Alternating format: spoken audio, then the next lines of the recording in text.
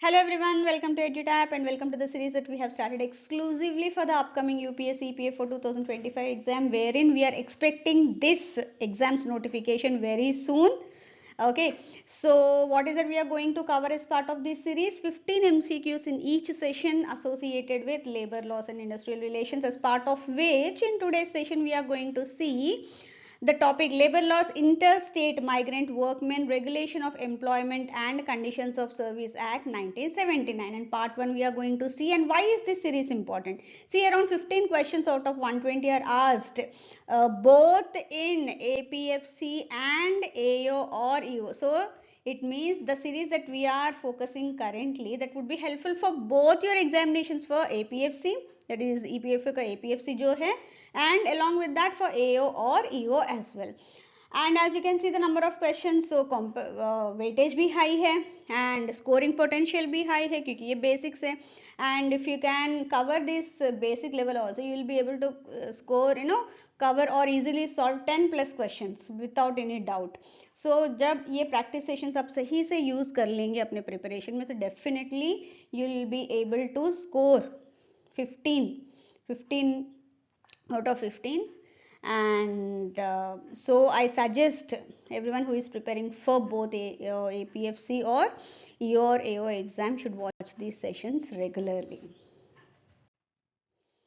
So coming to the first question of this session, what is the primary objective of the International Labour Organization's Migration for Employment Convention? Again, it was revised later, number 97, and the migrant workers supplementary provisions to the above convention number 143. See, it all started when industrialization started. 19th and 20th century में जैसे जैसे industrialization boom होता गया, वैसे वैसे to ease out the operations, to ease out the businesses, कई सारे acts आए थे. And as you know, जब भी industrialization होते, it's not that everywhere it will happen. So जहाँ पे हो रहा है वहाँ पे definitely they need the workforce. तो बाहर से भी लोग आने लगेंगे. So migration is an inevitable part of industrialization. Right so इन सब को नज़र में रखते हुए इंडिया ने अपने तरफ से कई सारे एक्ट्स निकाले for this industrialization as well as the migrant workmen. Along with that, International Labour Organization ने भी कुछ निकाला था.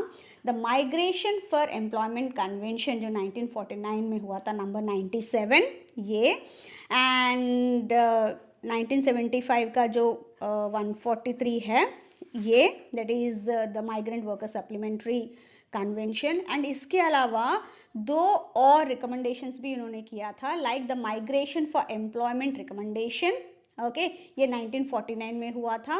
And the migrant workers recommendation ये नंबर 151 में उन्होंने किया था, वेयर इन जो भी रिक्वायर्ड इंटरनेशनल फ्रेमवर्क है for recognition of the labor rights of migrant workers exclusively, for that these four एक तो कन्वेंशन है, दो कन्वेंशन से, बाकी रिकमेंडेशन से, that have paved the way for helping those labor which has migrated to other places for work purposes.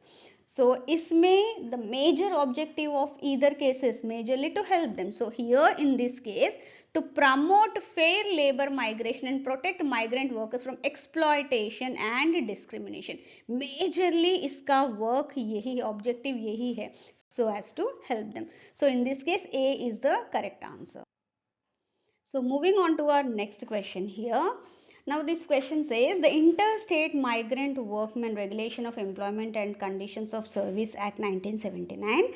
This allows contractors to deduct a portion of wages for administrative cost because they're hiring people from the other areas. Now this particular act, this came into force, or the idea behind this was, many times it happened in India is during the industrialization period, and even now also, people from less developed, economically developed states, they started moving to more economically developed states for work purposes. So for which, in order to protect these migrant workers, this act was put forth. Now in this case, when we talk about these provisions whatever that are aimed as part of protecting these migrant workers, इसमें कई सारे हैं, जैसे कि उनको wages locals के at par मिले, ऐसा नहीं है कि ये बाहर से आए तो इनको कम मिलना चाहिए, एक ही तरह से, एंड कुछ डिस्प्लेसमेंट अलाउंसेस, जर्नी अलाउंसेस या रेजिडेंशियल अकोमोडेशंस उसमें भी हेल्प करना चाहिए, मतलब प्रोविजन होनी चाहिए. Ensuring timely payment of wages at par with locals, offering medical facilities and protective measures in hazardous occupations, जहाँ पे भी hazardous occupations है वहाँ पे उनको पूरा पूरा protection मिले, सब कुछ उन्होंने ध्यान में रख के ही ये एक्ट निकाला था.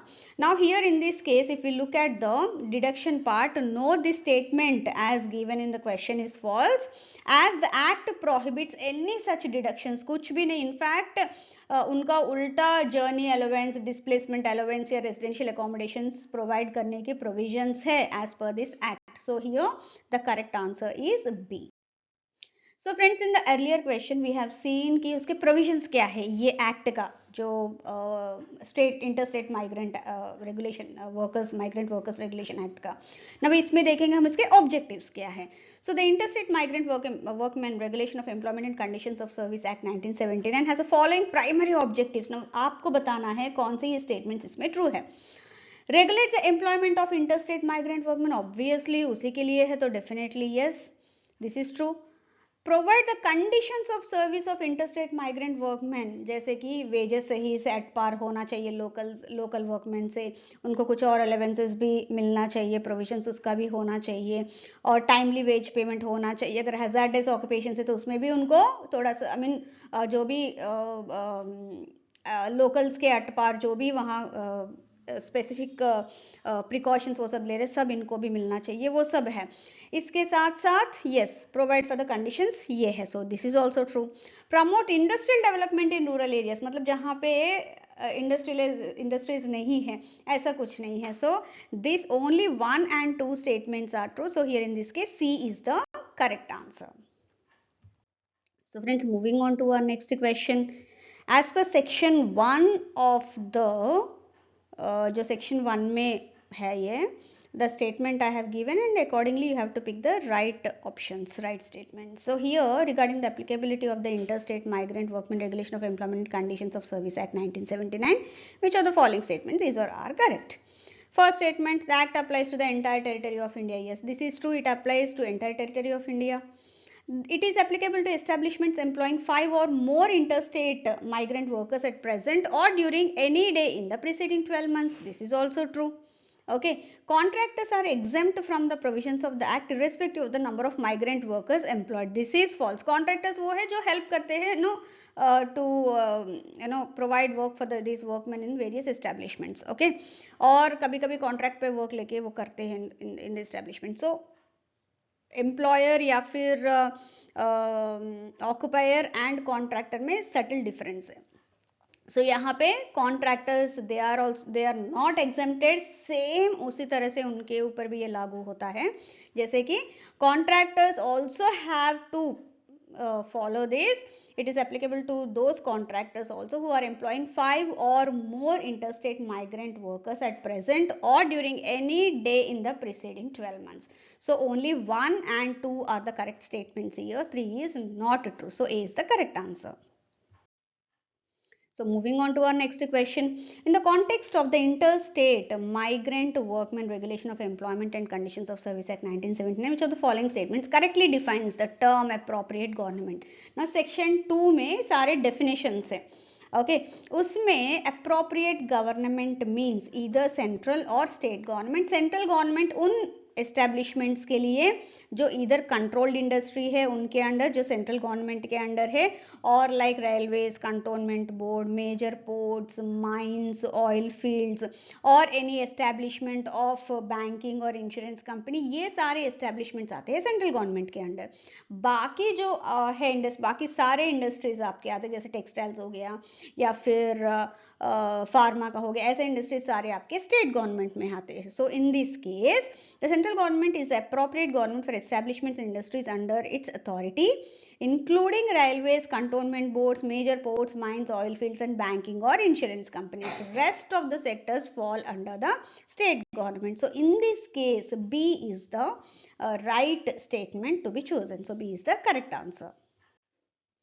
So moving on to our next question. Consider the following statements regarding key definitions under the section 2 of the Interstate Migrant Workmen Regulation of Employment and Conditions of Service Act 1979. Which of the following statements is or are correct? Now, a controlled industry refers to any industry whose regulation by the union has been declared through a central act. Yes, this is true. Controlled industries वो है जैसे कि atomic industries, mineral industries, oil refineries, coal mines, non coal mines, sugar industry, ऐसे कुछ industries है बिल्कुल वो central government के कंट्रोल में रहते हैं. And based on what? Based on the industries development and regulation act.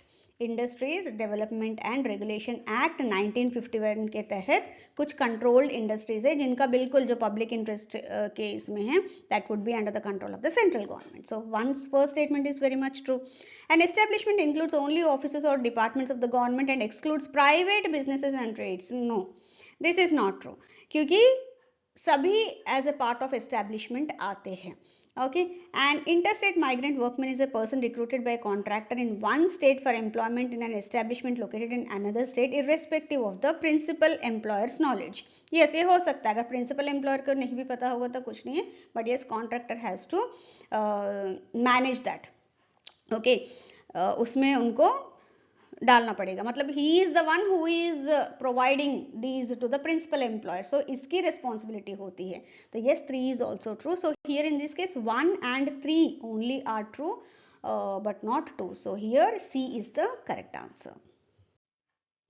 Now, which of the following correctly defines the term principal employer as per the Interstate Migrant Workmen Regulation or Employment and Conditions of Service Act 1979? Now, अभी हमने देखा principal employer word हमने सुना था in the earlier question. Principal employer actually means in relation to any office or department of the government or a local authority, like the head of that office, department or authority. Okay, ये हो गया majorly कोई office के लिए, government office and all that. So on there behalf he or she will be the right person to take appropriate decisions at the right time. So ये principal employer है. वही factory में किसको बोलते हैं? The owner or the occupier of the factory, जो वो run कर रहे हैं. And a person where he has been named as a manager of the factory under the Factories Act 1948, जो हमने earlier किया था, right? उसमें हमने देखा था ना, जो मेन है मैनेजर, उसको हम लोग फैक्ट्री ओनर की तरह देखते हैं and he is one responsible person for various activities, right? वही माइन में द ओनर और एजेंट ऑफ द माइन जिसने लिया है, and a person where he has been named as a manager of the mine, that would be called as the principal employer here. In relation to any other establishment, who in such cases any person responsible for the supervision and control of that establishment will be considered as the principal employer. So in this case, D is the correct answer. The principal employer for an officer department of government is the head of the office or another officer specified by the government or local authority in this regard. वही factory में the principal employer in a factory is only the owner or occupier. No, उसका factory manager को भी हम लोग principal employer consider कर सकते हैं as per the factories act. सो ये फॉल्स है. In the context of mine, the principal employer refers exclusively to the owner of the mine excluding any agent or manager. No, they are also considered as a principal employer. So this is also false. In all establishments the principal employer is defined as any person responsible for the financial management of the establishment. No, everything, all the activities. So this is also false. So hence D is the correct answer here. Now again one more question from the section 2 of the Interstate Migrant Workmen Act, and इसके हिसाब से the definition of workmen under the act includes includes one or more of the correct statements from the below statement. So let us see.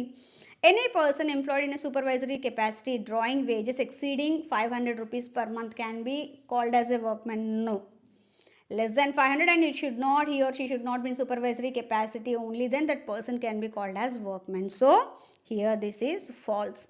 Any person employed in managerial administrative capacity, obviously अगर उसमें है manager, factory manager होगा वो, not the workman who is working on A daily wage etc. So this is also false. Any person employed to do skilled, semi skilled or unskilled manual work for hire or a reward. Yes, this definition is very much true when it comes to the definition of workman. So in this case statement 3 is the only right option, hence C is the correct answer. Moving on to our next question. Under Section 3 of the Interstate Migrant Workmen Regulation of Employment and Conditions of Service Act 1979, which of the following is correct regarding the appointment of registering officers? तो जहाँ पे इन employers को अपने आप को register करना पड़ेगा establishments को. So in this case this particular registering officer is appointed by the appropriate government. We know कौन से सेक्टर के लिए कौन सा अप्रोप्रिएट गवर्नमेंट है. So the appropriate government can appoint officers as registering officers and define the limits of their powers and jurisdiction. एक district level में है या किस तरह से है वो they will be providing that jurisdiction as well. So यहाँ पे only the central government has authority? No, as per the sector. So this is false. So ये तो true है. He registering officers are appointed directly by judiciary? No, this is also false. The appointment of registering officers limited to urban areas? No, ऐसा कुछ नहीं है. Okay, so B is the correct answer in this case when it comes to the appointment of registering officers. So here comes the question from section 4. See, section 4 ये कहता है कि every principal employer of an establishment he should make an application to the registering officer on payment of fees. Payment fees जो भी prescribed fee है वो pay करके for registering their establishment. Okay.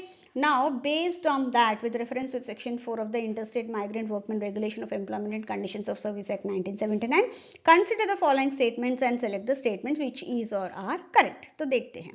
A principal employer is required to apply for the registration of their establishment within 1 month of its operation. Yes, this is true. Okay.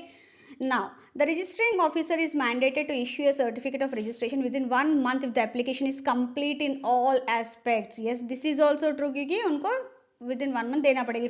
If not, वो return करके उनको फिर file करने के लिए बोल सकते हैं. Whatever there's comments, but that should be done. If the registering officer neither issues a certificate nor returns the application within 1 month, the principal employer can demand registration which must be granted within 15 days.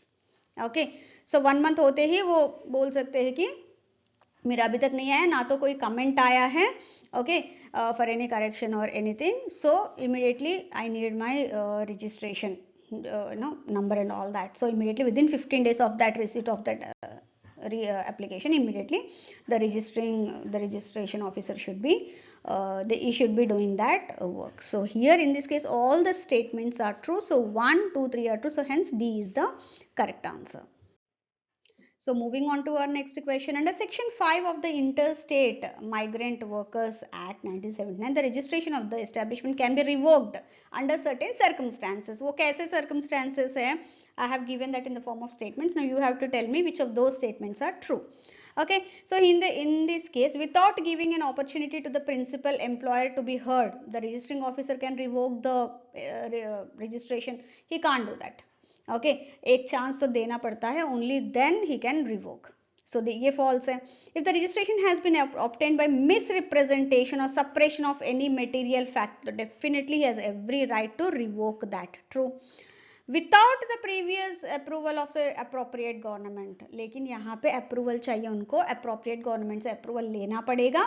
Accordingly, the registering officer can revoke the registration of an establishment. So this is also false. So in this case, only statement 2 is true and all others are false. So here A is the correct answer.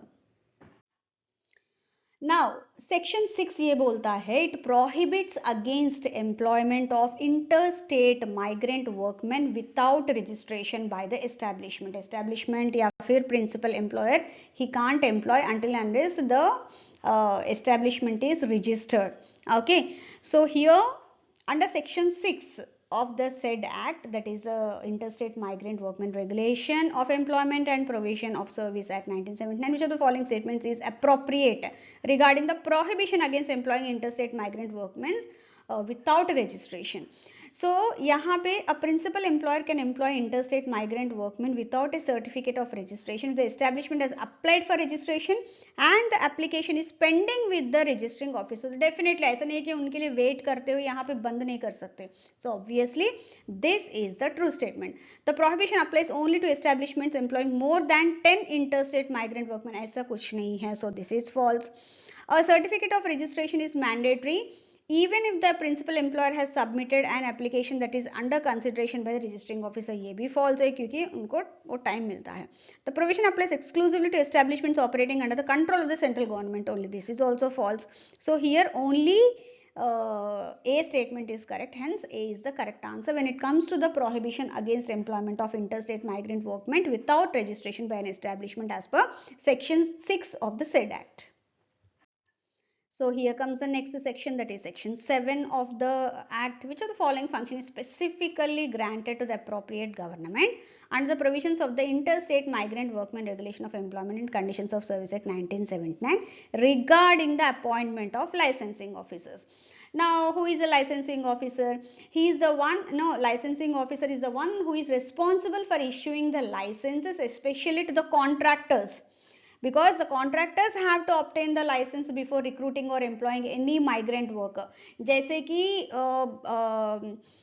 principal employer or the occupier or the establishment, they have to attain a registration, okay, before employing the migrant workers. Similarly, अगर contractor को migrant workers को provide करना काम पे लगाना है तो definitely he has to obtain a license, and that license would be provided by the licensing officer, and that licensing officer is appointed by the appropriate government. So here the appropriate government has authority to appoint officers as licensing officers and define the jurisdiction within which they should exercise their powers.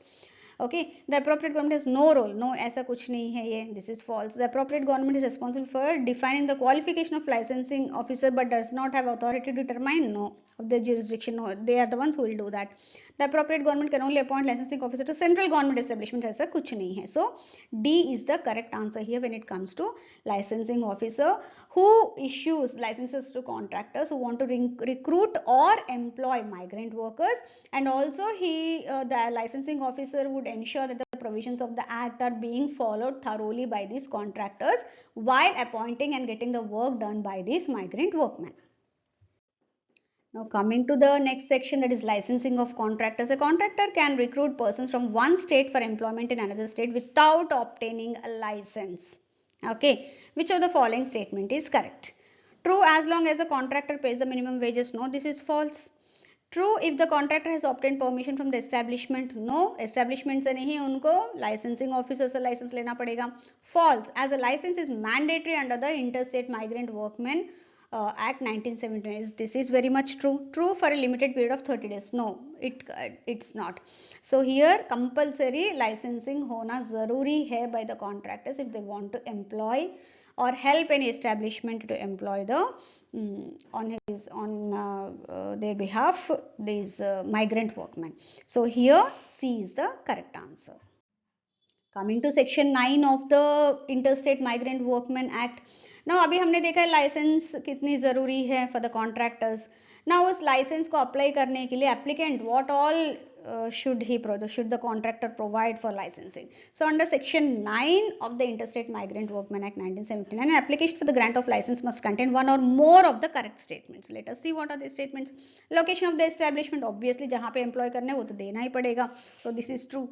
Nature of process, operation or work for which interstate migrant workmen are to be employed. Definitely, क्योंकि कई बार ऐसा होता है कि hazardous occupations भी हो सकते हैं, तो वो clarity होनी चाहिए licensing officer को किस तरह के work के लिए उनको appoint किया जा रहा है. So obviously this is also true.